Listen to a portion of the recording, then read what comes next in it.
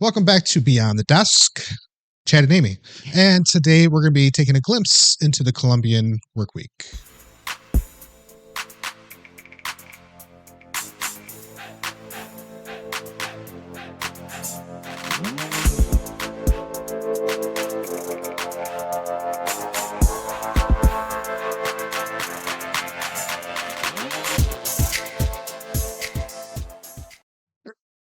Howdy.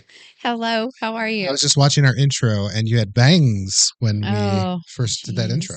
You know, it's one of those moments in a woman's life where she says, I got to make a change. May not be the right one, but they grow back, right? Yeah. What's going on? I don't think I've had that moment. No, I've had the same hairstyle as long as I can remember. Never a mullet? No. I'm Colombian. If I had a mullet, That's it'd grow true. out. That's true. It wouldn't fall down. It would just be like a bushel back there. That's funny. Yeah. Yeah, so we're going to talk about talk about the Colombian work week, but I think the most important thing for us, because we are going on a journey, yes, the most important thing for us is to say, and what does that look like? Maybe not compared to, but what are we used to, and what are we going to need to adjust to? It's the cultural shifts or changes, and 2 weeks, babe. 2 weeks. 2 weeks, yeah. So we have been waiting. I don't know if we've mentioned this before, but we record this the week prior. So this one will release next week. So for us, it's 2 weeks. By the time people see this, it'll be 1 week. It'll be a week and like 2 days from takeoff. Mm-hmm. And we've decided that we're going to record from our phones. Yeah. So we'll do like a on site. Yeah. I feel like I'm a little loud. Let me turn myself down just a little bit. Yeah. So that's fun. We're excited about that. And we also made prepping for Sadie. Yeah, we made a relatively it's Thursday. Yeah, we got her a bone. She's not supposed to get excited, but the bone focuses her, so it's like a happy medium between. It does calm her, I think, a little bit. Yeah, maybe might be like gardening, therapeutic. For those who are into that sort of thing. Behind Amy, we have our chalkboard, and we've got a couple of things that we're focusing on, which includes banking, local credit, immigration, marriage, visa, our check MIG, our travel insurance. So we got some, and above and beyond that, there's a bunch other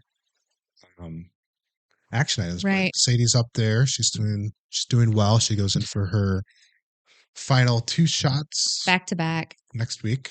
And what did we just hear about these injections? Yeah, so somebody that we met that used to work in the vet industry said, for humans is most closely compared to going in for a chemo session. So it's very taxing on the body. Sadie already doesn't say, she's not vocal. She doesn't say much. Unless we got her buttons to try and help with the communication, but she doesn't say much. And so it's difficult for us to really know what's going on with her. Yeah. Right. Like she will just, on her first injection, she was uncomfortable, couldn't sleep, couldn't lay down. And we, probably majority me, chalked it up to, she's just sore. She just had a giant needle in a really deep muscle. But which is a big part of it. Which is a big part of it, but there's probably a lot more to it than just that. It's also what the drugs are doing. So she's herself, she's back to normal, and she's got her bone and she's happy. But so we'll have almost 2 weeks with her before we leave. And then my son, thank goodness, he is such a hero. Yep. Our hero when it comes to Sadie. He always comes and stays with her. So she doesn't have to leave her comfort zone. And she can sleep with him every night. So mentally and emotionally prepared for that. Yeah. Yes. Go ahead. So no, you're right. So a glimpse into what else do we have? So we actually attended our black and white ball. We did. Right. So last time we talked about how you were winning an award, and you've now won that award. That was amazing. And it was amazing. There've been some positive repercussions from that as well, right? Because you have a fundraiser coming up in April. Yeah. And what's been the effect on that so far? 3 people from Lakes Area Chamber of Commerce have asked. I did not ask them. They came to me and they asked to be on the fundraising committee, which is huge for us. Huge. And then also we've had some people speak up and say, hey, I really want to attend, or hey, I want to purchase a bay, or hey, I want to sponsor. And that is what this is all about. it's really important to keep children safe. And as we look at, Colombia, it's pretty well known that child trafficking, human trafficking, period, but child trafficking, it is real there.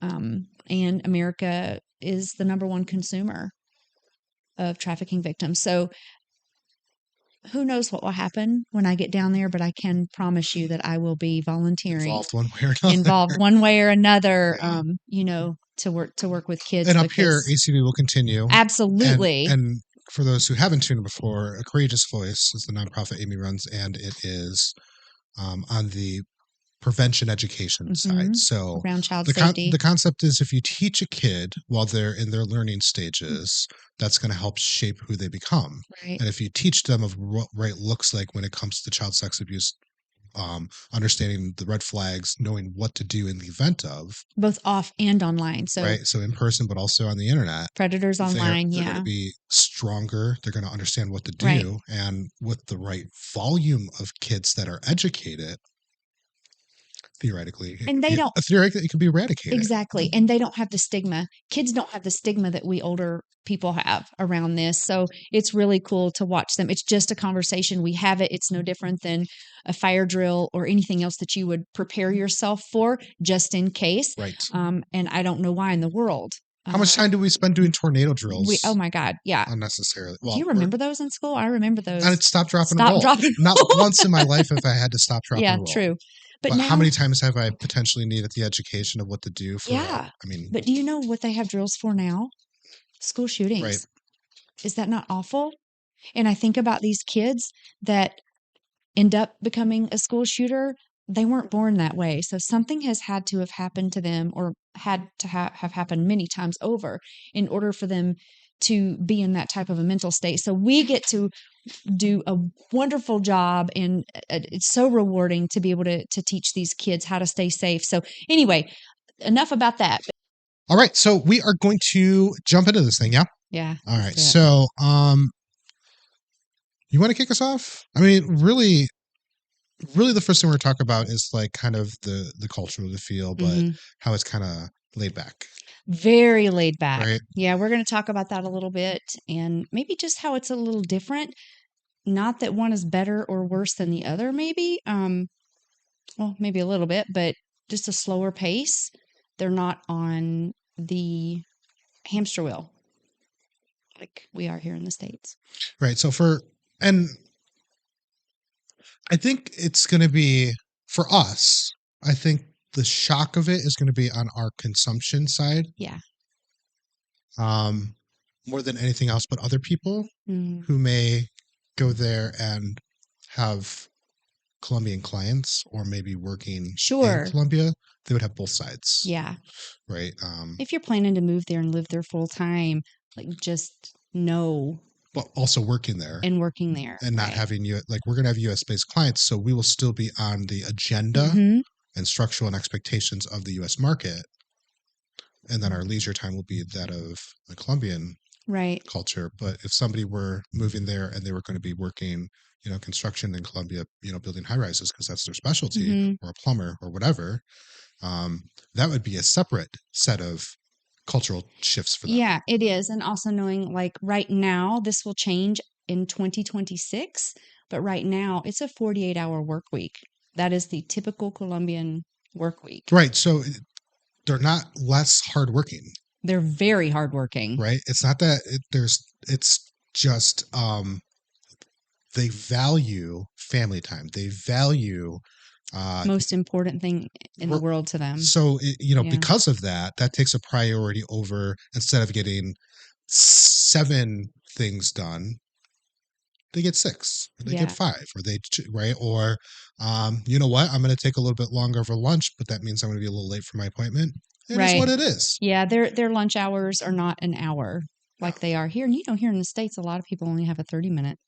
A lot of people on salary don't even they just eat and then they go back to work. Yeah, or they eat at their desk. So if you eat and you're done at 10 minutes, you're done in 10 minutes. There is no lunch hour. Right. Well, that's because the objective is to get back to work and have. Yeah. But They do have a very laid back approach, and it's going to be interesting to see Sabaneta, Envigado, and Medellin because I think Medellin there's more tourists there, so they kind of cater in different places, especially like El Poblado, a little bit more to American culture or European culture, right?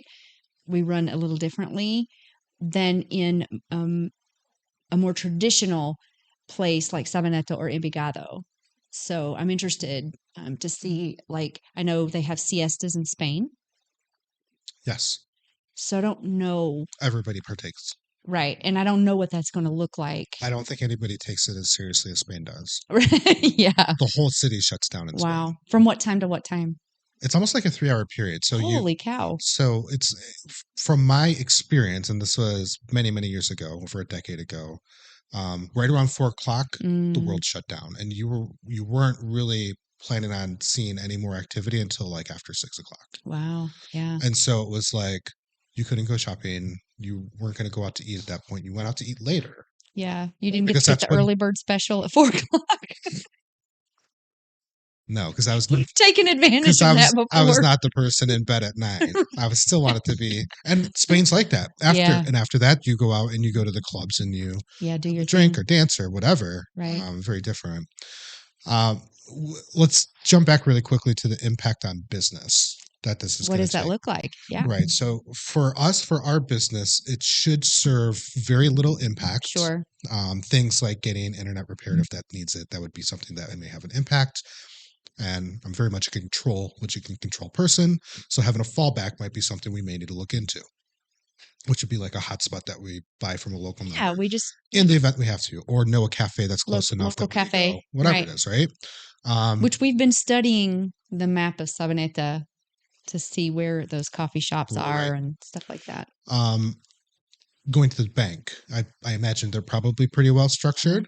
Yeah. But when it comes to having a conversation with somebody about what does it take for me to establish credit, person A may not be the person, and person B might not be available for Right. 3 days, right? So we have Hmm. to um, put our schedule in a place where it's kind of fluid.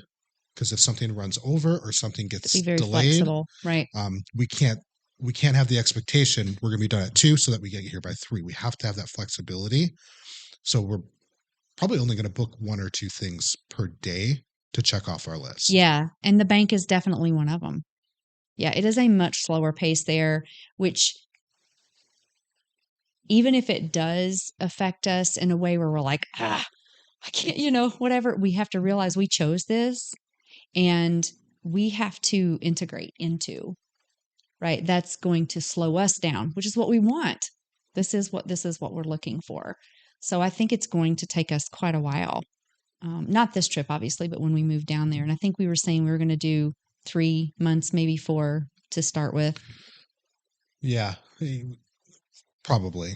Right. I mean, we'll see. Unless I say, I don't want to leave. See you in 6 months. Yeah. Just kidding. Just kidding. So concepts of siestas. We talked a little bit about that, but we'll break down what the siesta is, what it means, and then with our life how we are now, which we've gotten kind of lax, we've started to relax a bit, ease up a little bit on our lives. Yeah. How does that play a part for what we're doing now? Yeah. Well, I think, you and I tend to eat dinner early.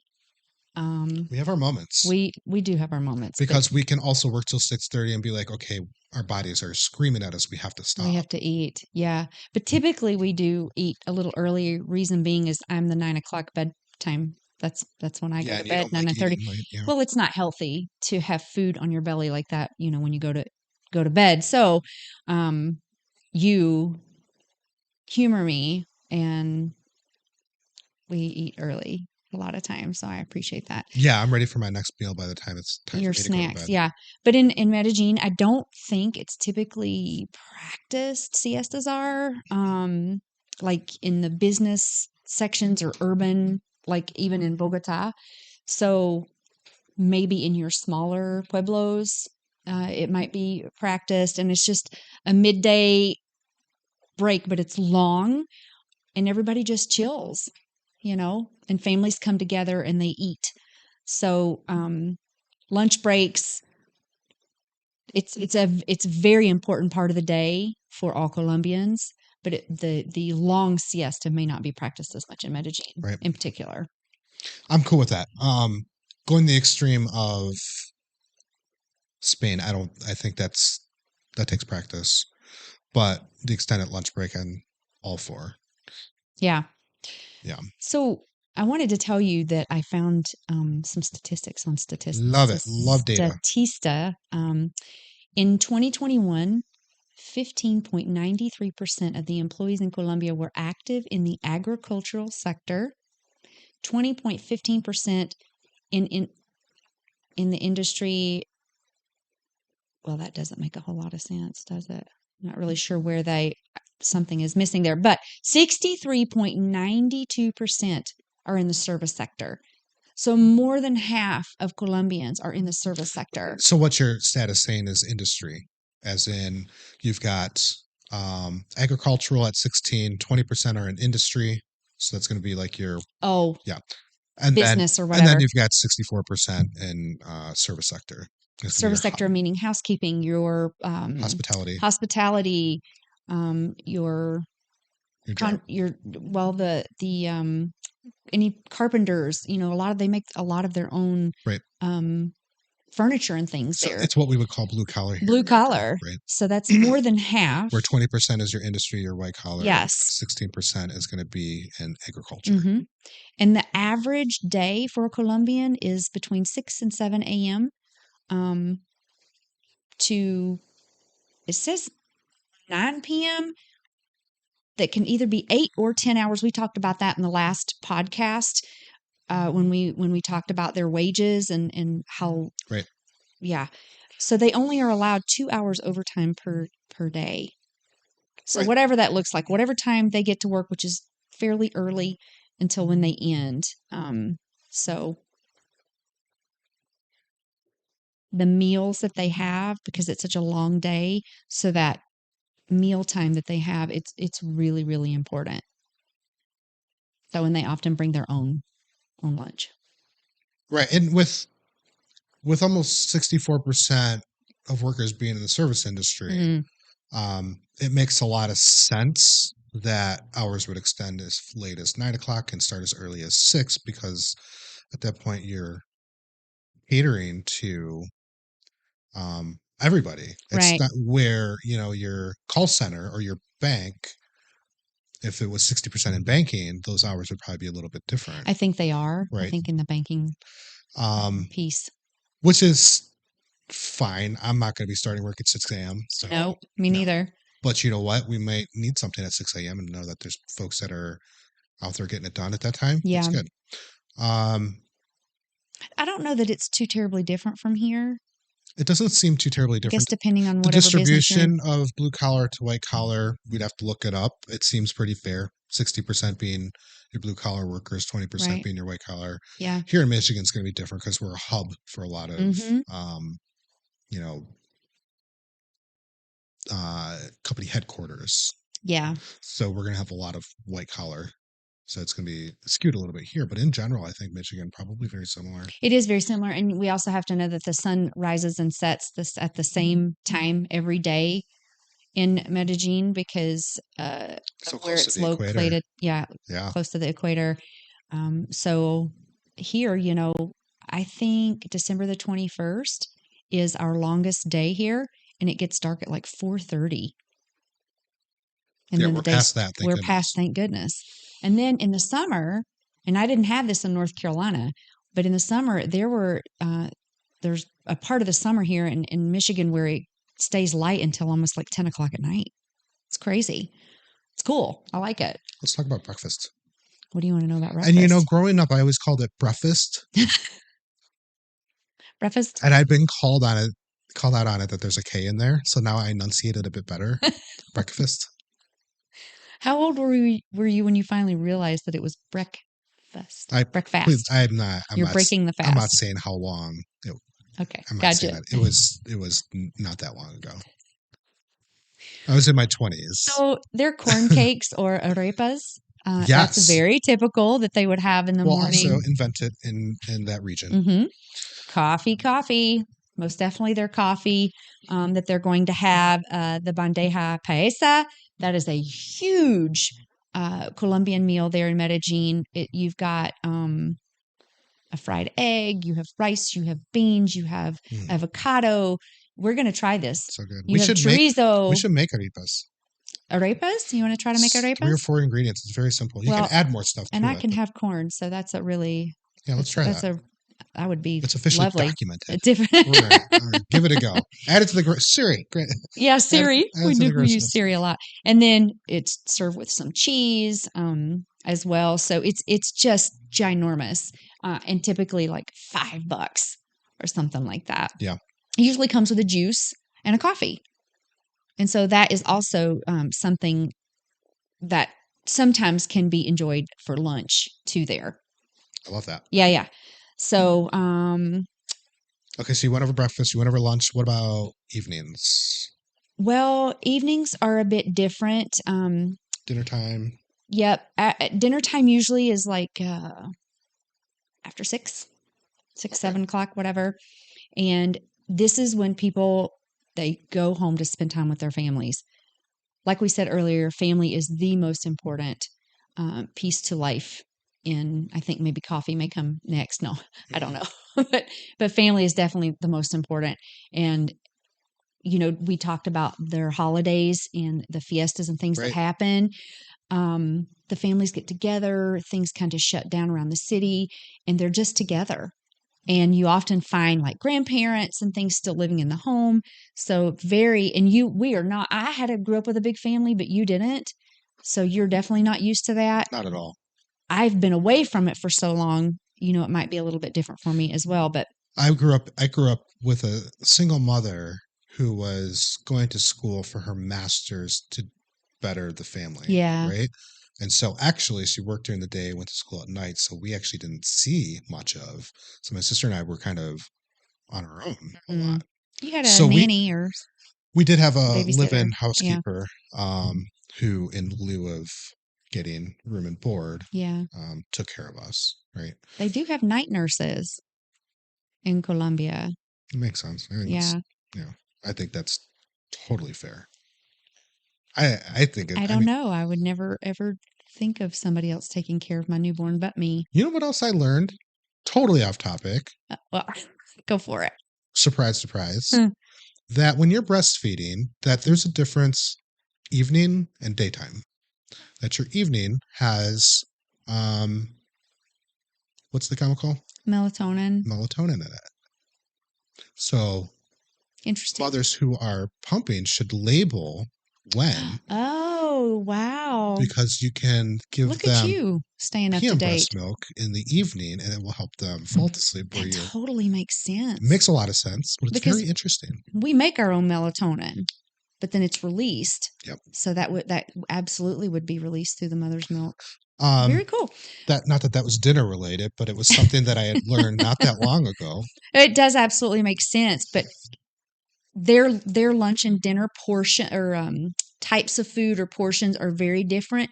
They typically eat much lighter for dinner. So it's soup, sandwich, something really light. We've got a pretty hefty breakfast. You've got a sandwich for Maybe. lunch. Well, if you got eggs and rice Well, and beans and pork typically belly. you have a heavier lunch there. Heavier lunch. The breakfast is Plus, if you're usually eating at arepas. between 7 and 9 and then going to bed at Yeah. 10, that's really, so you would Right. have a later Yeah, you would. dinner. And it's healthier. Yeah. It's much, much healthier. Otherwise, your stomach spends so much time having to break down that food Right. that when it comes time for the body to rest, it can't. So the organs can't regenerate and all the other good things that are supposed to happen while we sleep, we can't, which is why you have people that have acid reflux or they have heartburn and all that kind of stuff. So I'm really happy to hear that this lighter dinner is common. It's a cultural, And what about very different from now? What how about when you're done we're eating? raised. Right. Well, when you're done eating, you can go out. You hang out with your neighbors.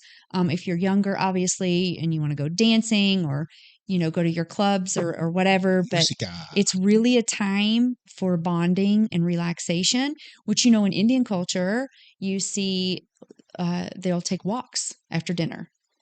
The family goes out for walks. Yes. That's really good. We you see that a know. lot here because Yeah, we actually have a pretty high Indian Indian, we population around do. here. Yep. Yeah. So that's really really good. So I learn all these really cool things from different cultures and see maybe what I could put into practice that would be good and healthy for me. Right? So Dessert and coffee shops. you can do a light dessert in coffee shops. They have really great items. And then in Medellin, like, let's be real, it's grown so much that you have pizza there. I even saw a Pizza Hut somewhere. I don't know if it was in Sabaneta or if it was in Medellin, but nonetheless, they have all of these Americanized places as well. And then they have these really cool restaurants where you have fish and you have all kinds of other really great foods that are really healthy. They have a lot of vegan restaurants there now as well. So you'll find people kind of gathering out there, hanging out together, or at home, where they just come together and Arepas are arepas. vegetarian, vegan. Oh yeah, very cool. How There's a about lot of that? fried stuff going on in Colombia though. So And you can do them pan fried and then finish them in the oven so that it cooks all the way through. we're making them. Yeah, very We are easy. going to make them. It's like three or four ingredients, super, and then you can add other stuff, of course, to I like it. customize it and make it your own. But the base, I'd the like to core make is like, empanadas too. I'd like yeah, to try to make that. So then we get to kids going to school. yeah. So Which usually isn't going to affect us much because we have our Sadie girl. And that's about it. no, it won't. But for somebody else, if you have children Yeah. down there, they absolutely have private schools that your children can attend where they teach English, but also Spanish. And something I learned there is that kindergarten through like fifth grade, they will go to school from like 7 a.m. to maybe 11:30, something like that. It's very short half day. And traditionally here in America, they go to school 2:30, 3:30, all day long. So, and they'll typically take a snack, fruit, something like that, chips, whatever, for their little snack. And from sixth grade through 11th grade, and I noticed 11th, so I'm like, do they even go to 12th grade? I think different schools are different. So If that makes any yeah. sense. So and I don't have kids of my own, so I'm no pro at this. Me neither. I do recall young. I think it was maybe through third grade or first grade or kindergarten or something. We had AM and PM. Mm-hmm. So there's a short half day for the AM, short half day for the PM. And then in grade school, maybe first through fifth, we were all day till like 1:30. Yeah. So we had a lunch break.